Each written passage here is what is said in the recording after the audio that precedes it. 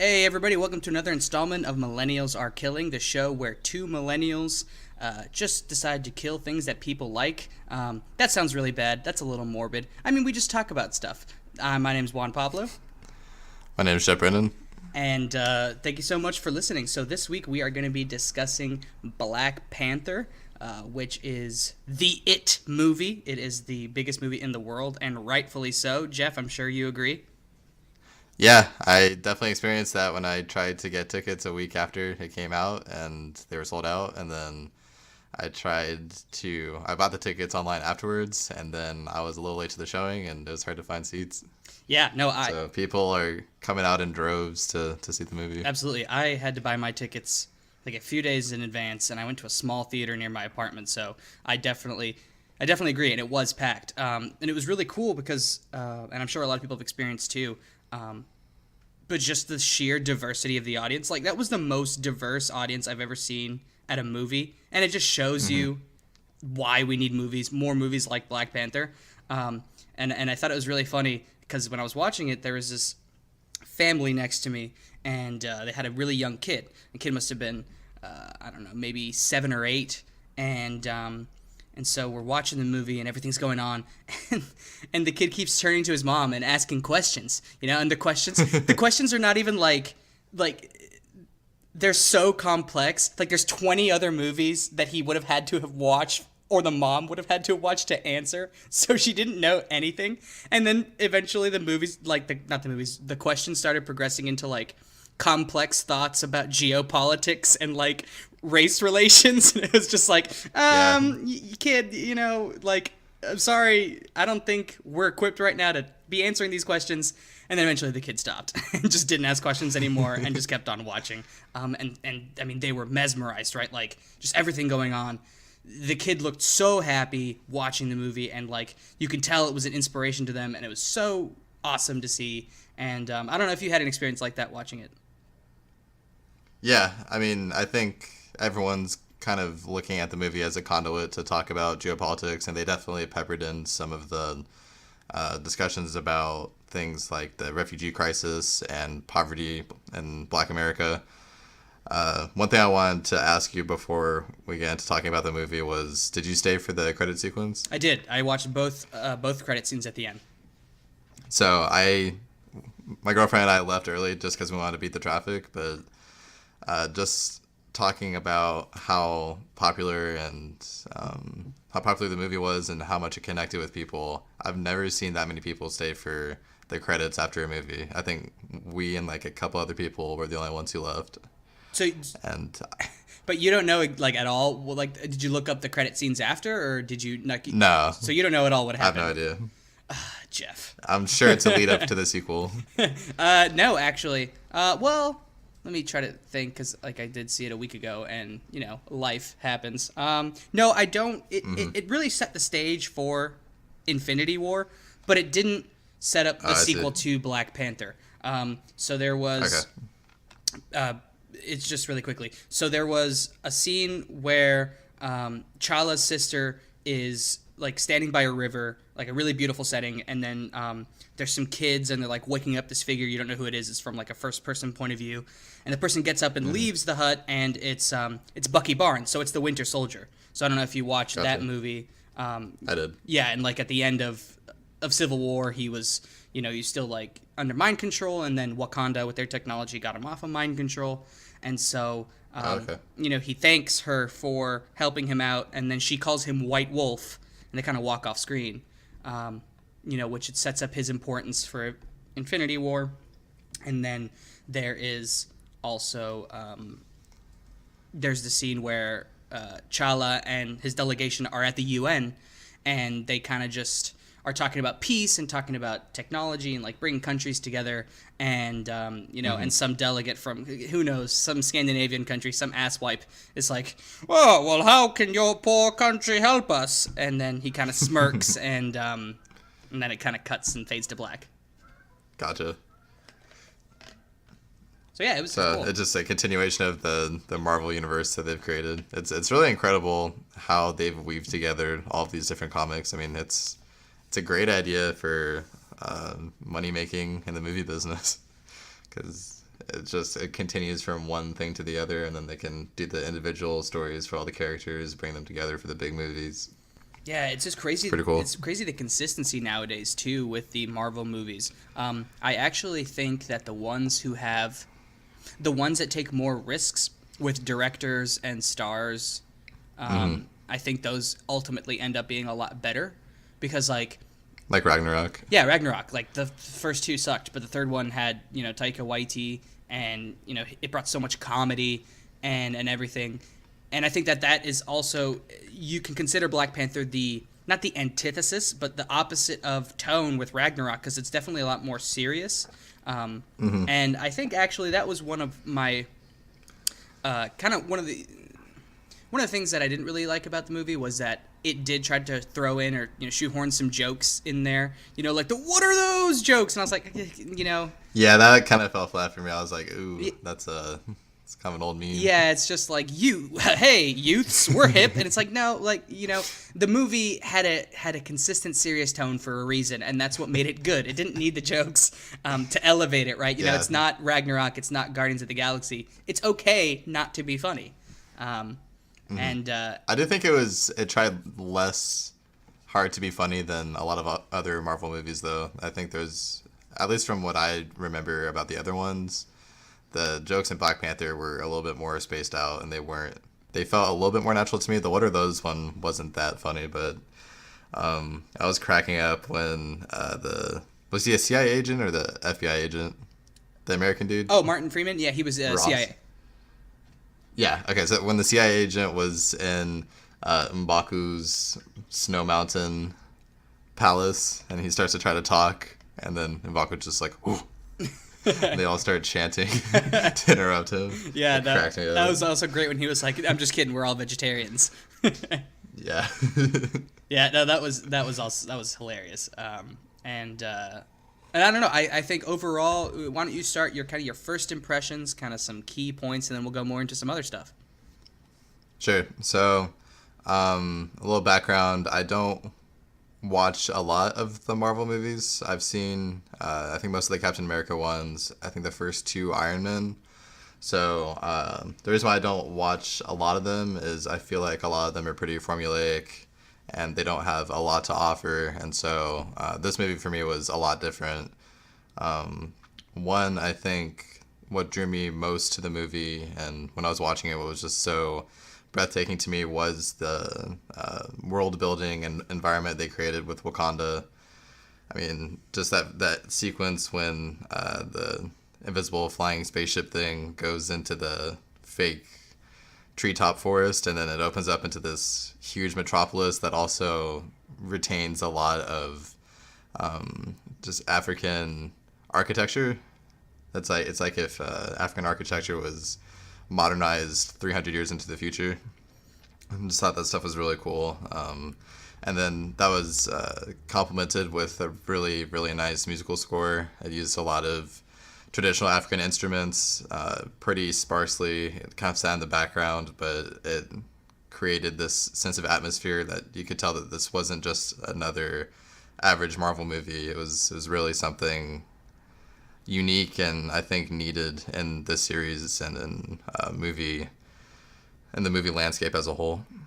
Yeah, and that's a really good point. And I think what first stood out to me is that this is the most beautiful Marvel movie I have ever seen and that they have made. Stylistically, set design, costumes. The costumes were incredible in every sense. They're gorgeous. And I think someone made a point that what made Wakanda so unique and so great was that it was you have a nation that was never colonized, right?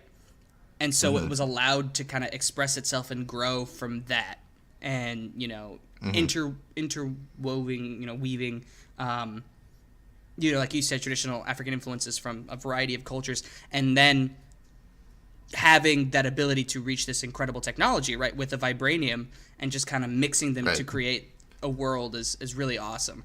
And fun fact, actually, the language they're speaking in the movie is Xhosa, which is it's an indigenous language to South Africa, which is really cool. That's what Trevor Noah, that's kind of. Oh, wow. Yeah, that's Interesting. his culture, and he speaks that, and so I think that's pretty cool too. Yeah, I was actually wondering if that language that they were using was made up for the movie, like the Dothraki language in Game of Thrones, or if they were just taking that straight from a language that already existed. And so I think it's cool that they used one that actually does exist. Yep. It's all from South Africa, so it's really neat that they did that. I do think that the something that really differentiates this movie from other Marvel movies is the villain. I'm sure you agree. Killmonger was awesome. Yeah. I think from an acting perspective, I think it could have been a little bit better. I think at some points it was just trying to be too much of a contrast where Killmonger was like, hey, I'm an American, so he'll just say stuff like, what's up, instead of matching the tone of T'Challa when he's challenging him and stuff. But beyond that, the whole background story was great. The motivations for him wanting to take power were all very understandable, and I always love it when villains have a sense of depth to them where they're not just like, oh, this guy's bad, you should hate him. When you can connect and identify with a villain, it makes the story a lot more interesting. And so I think Black Panther definitely pulled that off. Right, we were, as an audience, empathizing with him, understanding where he was coming from and his motives for what he did. I was discussing it with someone, and the best part about it was that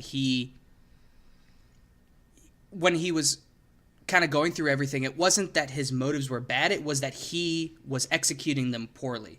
And then at the end of the movie, they take his motives and kind of usher them into the world in a much more peaceful and helpful way. And I think that's what's great, is that a lot of times in superhero movies you just have a villain. The villain, I don't know, kills the hero's family or does whatever, and hero loses something, they fight back, they win, they become a little stronger. But this has a much larger in scope repercussions than just the hero getting stronger. It's the hero growing as a character, but also you have Wakanda entering the global community with its technology, right, as a force of good. Which they should have done, I think, a long time ago, because they just have this material that literally does everything. It's like this magic compound, and they just kind of keep it to themselves. I can understand the reasoning why, because of what they saw happen over the course of history with their neighboring peoples. But I mean, it definitely makes me understand Eric's motivations, because he's looking at the entire world as more of an egalitarian viewpoint. He wants everyone to be able to have that power. Yeah. But like you were saying, it's a little misguided and it's a little more violent than would be productive. Absolutely. And I do love that the line in particular. And I guess we should probably start at the beginning of this and be like, spoiler alert, which, it's kind of like, it's too late, but it's a given. But the scene where they're on the cliff overlooking Wakanda and Killmonger is like in his, final breaths, and and he just says, bury me with my ancestors at sea. Right. Because they knew it'd be better to die than to live life in chains. Yeah, that was... Or something to that effect. That was incredibly powerful. And he delivered that. He delivered that perfectly. A big Michael B. Jordan fan. I think he's a great actor. Fruitvale Station, Creed, The Wire, Friday Night Lights. I mean, he's really awesome. He's killing it. Still kind of about to do a lot more. Definitely, he's gonna... Yeah, we'll just see a lot of other movies that he'll be a part of and become even more mainstream, which I think is awesome. I also think that the other villain was super cool too. What was his name? Claw. Claw was really was just kind of this like psychopath, but he also was played really well by Andy Serkis. He was such a good psychopath. I mean, he was like, I don't want to draw comparisons to Heath Ledger because no one can top him, but I think he got pretty close at some points where he's just cackling, laughing at himself in the interrogation room, looking at himself in the mirror, and just like a completely deranged guy with no sense of morals or remorse. He was a really cool character. Yeah, for anything, and you know, it shows that he's just a very large child. You know, when they're in the casino in Seoul, and then he uses his arm cannon and he like blows a hole in you know, and everything, and he's just like laughing and cackling and running out. And he's like, "That was awesome!" Like that, you know, he's just a child like in a candy store. But instead of candy, he sells guns. He's an international arms dealer. Also, I love that entire sequence with the where they stole the vibranium weapon from that museum. Yeah, I thought that was so cool, the way that they did that, like how it was all orchestrated. yeah, that was a super cool, just the entire sequence. But what I think was a little odd from all of that, and it wasn't that sequence in particular, but it was, it seemed like the woman who was with Killmonger and Claw seemed like she would have a larger role, like she would be. Oh yeah, she was super underdeveloped. Yeah. She was just kind of marketed as like, or not marketed, but presented as Killmonger's Bonnie to Killmonger's Clyde, but she was in like probably 2 minutes of screen time, and yeah, she wasn't really that important, and so like when she died, I didn't care. No, yeah, and that's kind of what I thought too. I thought, you know, if this was his love interest and she was helping him orchestrate this, at some point, you know, she didn't seem like just some sort of follower or lackey. She seemed like the two, like you said, Bonnie and Clyde, and there would be a bigger dynamic there. So I kind of thought that they would, you know, flesh that out more. But you know, it's, you know, you can't always have your cake, right? You know, I mean, now at that point, I'm just nitpicking a really, really great movie that everyone should go see. Mm-hmm. Yeah, it's always tough to manage screen time to where it's interesting and you get all the character development, right? And it's hard to not leave any things out. But I think that if I were to make a change to the movie, I'm not sure what I would shorten, but I would definitely make Killmonger's exposition a little bit longer, especially like you were saying with the woman that was his love interest. I mean, she didn't even have a name. I don't even know. Did she have a name? I don't even know if they mentioned her name once. I'm looking at the casting right now. Let's see. Is Ramonda? No, that's the mom. It doesn't look like she's named. Yeah. So she's just not important. She's just not important enough. Maybe I'm just dumb. But God, and like you mentioned earlier, the music added so much. I thought there would be more TDE, you know, with that album being released a week beforehand. Yeah. But it only had like that Star song with SZA, and then that one with The Weeknd, and then and then the one that was in the car chase scene. In the car chase scene, yeah, and it was. I mean, I don't mind. I mean, the music was incredible. Ludwig Göransson did a really great job with the score, which I didn't really know anything about him. But he's actually this pretty cool producer who has worked with Gambino, with other films too. He did the score for Fruitvale Station and Creed, also Ryan Coogler movies. Yeah, he's been around the block and has done a lot of really cool like jazz influence stuff, and then, you know, more hip hop influence scores. You can tell he's very much classically trained, but he's just this like you know, 30-year-old hipster Swedish dude who's making awesome music. Yeah, who would have thought, huh? I mean, just his arrangements with the traditional African music, the different instruments, and I mean, there's also some string instrumentals in there during like the sadder parts of the movie, more sentimental parts, and then there's like the trap instrumentals when they would come into Wakanda, and I don't know, I thought that was so cool. Yeah, and it was really cool, and I think what also was awesome in terms of characterization and characters were all of the female characters in the movie were badass and awesome too. Like, they pretty much, not that Chadwick Boseman and, you know, Michael B. Jordan didn't do great jobs, but I think, you know, his sister and I don't know why I'm having a hard time remembering all the names. Their names aren't very easy to pronounce, actually. I have the IMDb page pulled up because I knew that I was going to forget some of their names, but I think her name's Okoye. Okoye, Nakia, Okoye. She played the love interest to T'Challa, and and Shuri is his sister. Yeah, I thought M'Baku was really great too. He was so cool. And I was kind of didn't know Sterling K. Brown was going to be in the movie when he played his uncle in Jobu. I thought that was pretty nice to have him in there, and like just because I really like him as an actor. Yeah. I do remember in particular one shot that I really liked in the film was that huge fighting sequence, and Wakabi Daniel Kaluuya, who was in Get Out, where he's riding that rhino. Yeah. And then he falls off, and he's kind of staring at Okoye, and like his people are being surrounded by everybody, and he's just kind of seeing everybody fight and sees like the senseless violence, and like the sun's kind of like setting on him, and he just kind of looks, and he just looks so incredibly defeated and like sad that this whole conflict is happening between people he loves and a country he loves, and he just kind of puts down his weapon. I thought that was awesome. I thought that was really well done. Yeah. At the same time, though, Wakabi was a little bitch in the entire movie. I mean, I hated him so much. Yeah, that's true. He did kind of suck. And he was kind of written to be hated in the movie. I mean, he was just like, he's very, I don't know what the right adjective is, but he just wasn't a very likable character.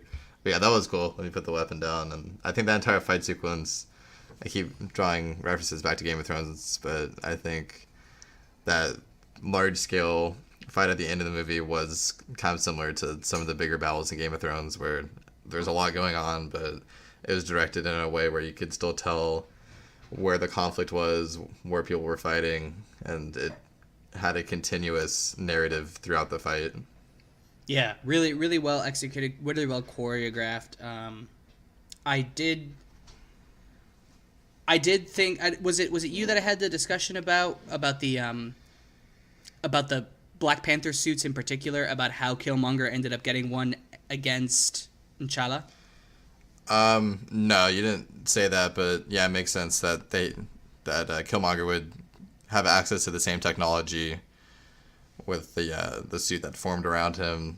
And then did it also absorb the kinetic energy? Yeah, that's why it had the orange bursts too. But I had a friend who had mentioned that he didn't like the fact that it was, both Black Panther suits fighting against each other. He felt that it was, I can't remember exactly what he said, but he said something like, it doesn't quite elevate like the power that the character has, and like the importance of it if they're both getting these same suits and fighting against each other. It just seems kind of, like, what is a symbol of good can be a symbol of evil. I can't remember what he said, but what I thought was cool about the two Black Panther suits fighting was in their specific designs as well. Because if you remember earlier in the movie, he's picking his suit, and he says he doesn't want the flashy one. He doesn't want the flashy one, but the other one's gold and flashy, and like you can see those two personalities kind of come head to head in that fight. Yeah, which I thought was, when I thought more about it, I enjoyed the fact that he was wearing the gold suit,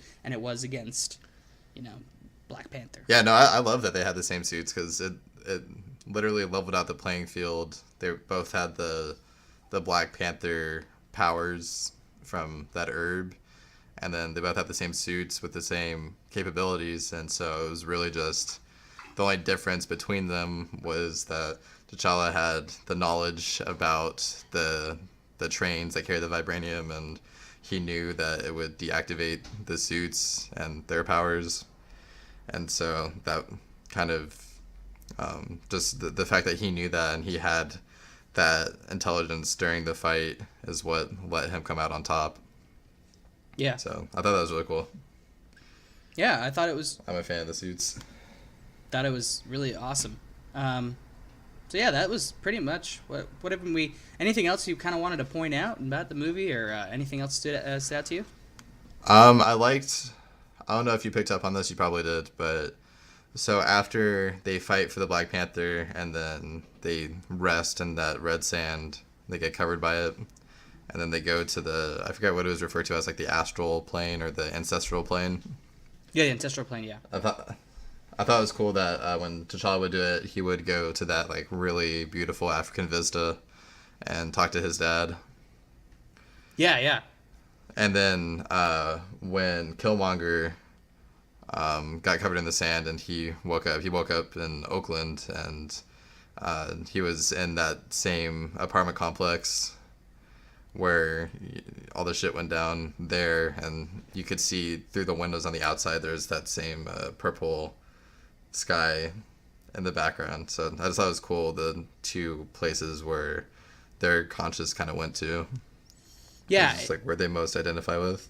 That was a really cool design choice, yeah, because it went straight to, you know, in quotations, their ancestral planes, right? Like the moment that Killmonger became Killmonger was that moment where he found his dad dead, right? And so that apartment has so much meaning to him. So much meaning to him, and you know, just as a whole, the African vista and like the Wakanda vista that T'Challa goes to, you know, I think that it was super well done in that regard, and I also liked how later in the movie, he kind of yells at his father for his choices. Yeah. Right. Like I think in the time his father made the choice that was best for given the circumstances and everything. But to know that he's learning from those mistakes and just been like, I'm not going to do this. You know, I need to confront you in this surreal vista, you know, even though you're offering peace and you're offering like a way out to not have to deal with the suffering of the world. Like, I'm not going to let that kind of take me over and let me, you know, let me just kind of succumb to that. I'm going to go fight for what's right. And then that whole scene transpired, and it was really sad for Killmonger too, because, you know, that's where you truly see his motivation too. And, you know, his father and him, they're not, you would feel him much more to antagonize him, like they'd be fighting, you know, because Killmonger has become this violent character. But it was still similar in that it was really emotional and really vulnerable for both characters when they were in that plane. Yeah, because at the end of the day, they both just wanted, Killmonger and T'Challa just both wanted what was best for their people, what they thought in their eyes was the best way forward. And so, I mean, they're definitely foils of each other, where each one wanted what they thought was best, and the methodology was just the only thing that really differentiated them. And I liked how over the course of the movie, T'Challa, he was faced with the discussion about the refugees that Wakabi brought up with him, and just over the course of the movie, after everything he's seen and the things that he learned from Killmonger, he kind of synthesized that all together and learned a lot from it. He didn't just cast away Killmonger as the violent criminal he was, but he did his best to understand him and his perspective, and then applied it at the very end. Yeah, good. Yeah. Well, I'm glad you enjoyed it. I know that I kind of like was pushing you to watch it for a week. I was kind of I wanted to watch it. I really wanted to watch it. I just last weekend I didn't really have time. This weekend I had time, and on Friday we just weren't able to see it. But I'm glad that I got to see it. It's a really cool movie, and I think that it's the main characters, the whole series. I mean, I don't know how many sequels they're going to make of this movie, but I think it's going to be a really, really good movie that young kids will be able to look up to. They'll be able to look up to the characters like T'Challa and Nakia as kind of their role models and heroes, and I think that's awesome. Yeah, especially, yeah.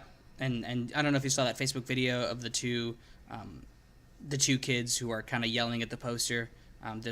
They're two little black kids are yelling at the poster, and they're like, I'm this one, I'm the other one, and blah, blah, blah. and it's super cute and really heartwarming that, you know, there is a hero for them to look up to like that. You know, that's... Yeah. You know, representation's important, and I think that, you know, it's... You know, we've had heroes in the past, like, you know, Spawn and a bunch of other superhero movies, and I think this one is finally hitting something in, you know, just a vein of mainstream that's really important, and I want to see more of it. I want to see another Black Panther movie and other movies like it. Mm-hmm. Because it is a setting. Africa is a setting that is really not represented in a very good light in most movies, I would say.